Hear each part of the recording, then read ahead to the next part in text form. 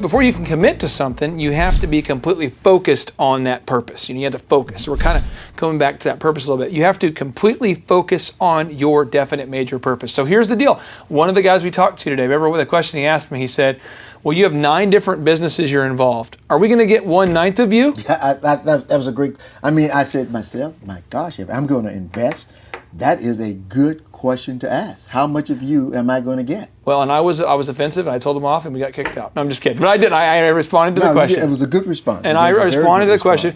But it was a deal when you're, talking to a bunch of venture capitalists. That's the tough question. They want to know. And here is the thing: we have to completely focus on it. And so this is the thing, men. If you're married, we have to completely focus on our wife. She's the prize. And if we have kids, we have to completely focus on the kids. Or if we have a business, we completely focus on it.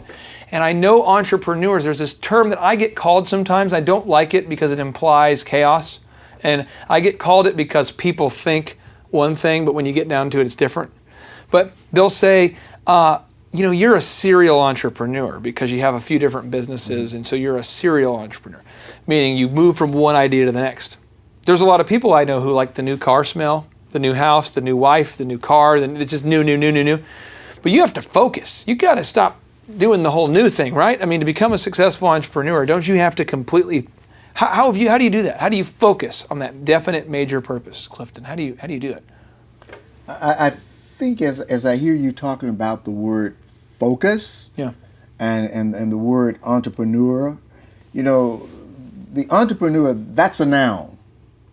But entrepreneurial thinking is the outcome of the mindset of that person that allows them to do what they do on a consistent basis. And so the Steve Jobs or whomever that continues to work, Sam Walton, that continues to do those things that they need to do in spite of the circumstances that are there. How does one come to that conclusion?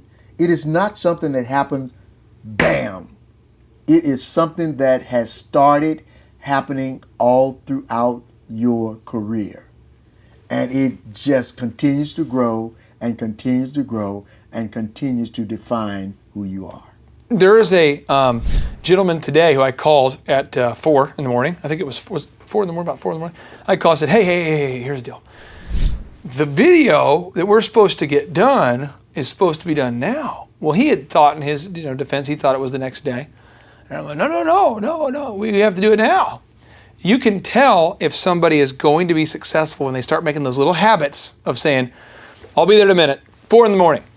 But the guy who says, I wasn't planning on coming in, it's 4 in the morning, I might be, can we just let it slide? There's a big difference in that commitment and that ability to focus on their purpose. And you can tell in this young man's life that his purpose is to honor his promises. Well, we're in the coffee business. Yeah. And we're almost out of coffee. So I'm calling the roasting plant. I said, guys, we're almost out. I said, you don't understand. I can't be out. I said, I can't be out. I said, I have customers that will not understand the excuse. No matter how legitimate it is, I can't be out. And on the other end of the phone, he said, you won't be out. I'll call you back. And it gave me a comfort level, even though I didn't know what the outcome would be. I knew that somehow I was going to be close to being where I needed to be. And kind of an attempt to a shameless plug for your awesome coffee. And I'm going to need some mugs that we put out here of your coffee, so we can you tell the folks at home what the name of your coffee is? Yeah, it's Roots Java. Roots Java. RootsJava.com. What makes it different? I'm there. Oh yeah. But it's incredible coffee. Okay. We imported from Rwanda. Rwanda. Yeah. Okay, so it's Rwandan imported coffee, and again, it's called Roots Java. Roots Java. Shameless plug, Roots Java. I'm thinking. Well, it's not really shameless. Well, it's not shameless because we're buying our coffee beans from an incredible set of entrepreneurs in the country of Rwanda. These guys who survived the genocide and still alive, and their kids, and they now are growing have their own little small farms and bringing their coffee down from the mountains.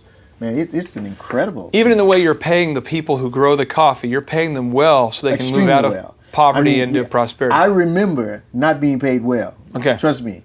I'm not going to be remembered for not paying people well. Okay, all right.